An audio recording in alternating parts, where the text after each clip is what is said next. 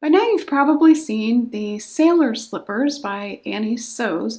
They've been on YouTube and TikTok and pretty much everywhere.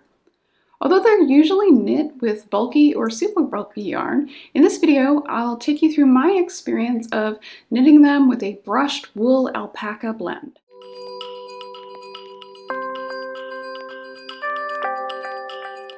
At the beginning of the month, I purchased the Sailor Slippers pattern by Annie Sews, but initially I was hesitant about them because personally I tend to not enjoy working with bulky or super bulky yarn. It tends to be really hard on my hands.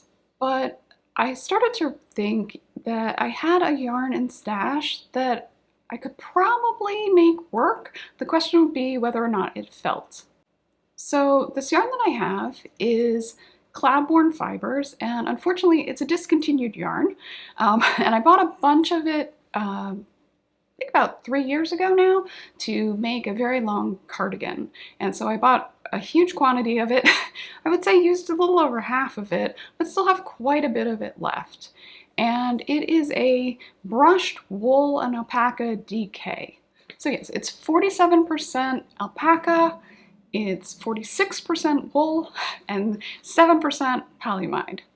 So my concern was, because polyamide is basically a type of nylon, that I might run into trouble trying to felt this yarn. The problem is that because there's nylon in it, there's no guarantee that it's going to felt evenly. So it might end up with funny looking gaps in it, or sort of, little splotchy spots where it's not felting evenly because the wool and the alpaca are felting, but not the nylon.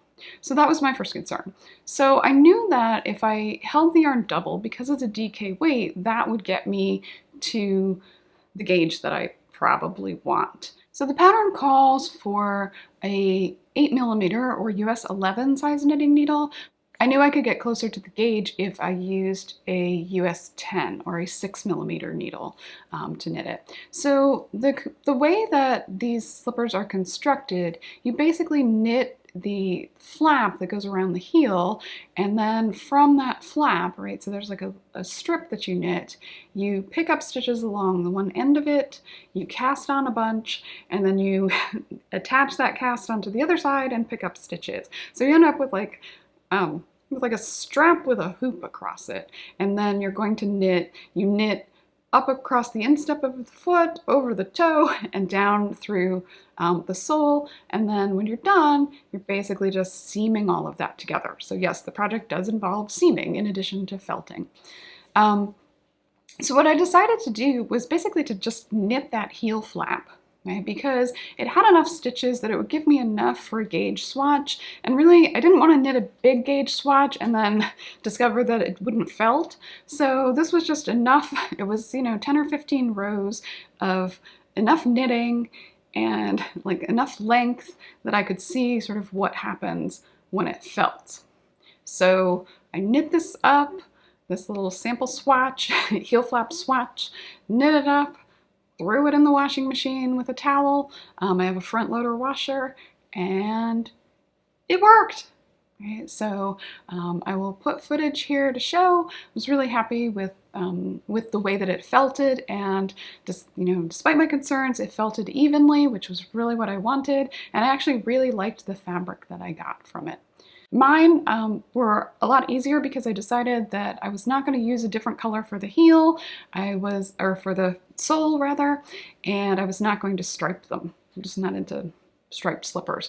So I just did them all one color, especially since I have so much of this yarn.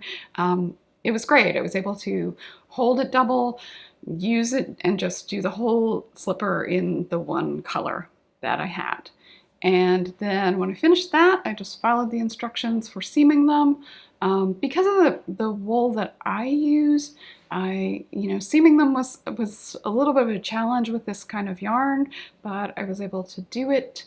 What I was not able to do, there are a couple points where it suggested that you join things using Kitchener stitch. This just was not a kind of yarn that was conducive to Kitchener stitch, but because it's kind of tends to get very soft and squishy, I wasn't too worried about that. I think that I would say that in terms of the pattern itself, the points where it's telling you to use Kitchener stitch, it's because you really don't want, you know, a seam of bulky yarn sitting sort of like right underneath your heel, for example, because that's going to be uncomfortable. The slippers themselves are comically huge when you're finished with them, right? I measured them and mine were 12 inches from the edge of the heel all the way to the tip of the toe. So I put them in on warm water setting for a setting of about 40 minutes and pulled them out, and here they are. I'll put some footage in so you can see them, but I love them. I love the way they turned out. I love the fabric on them.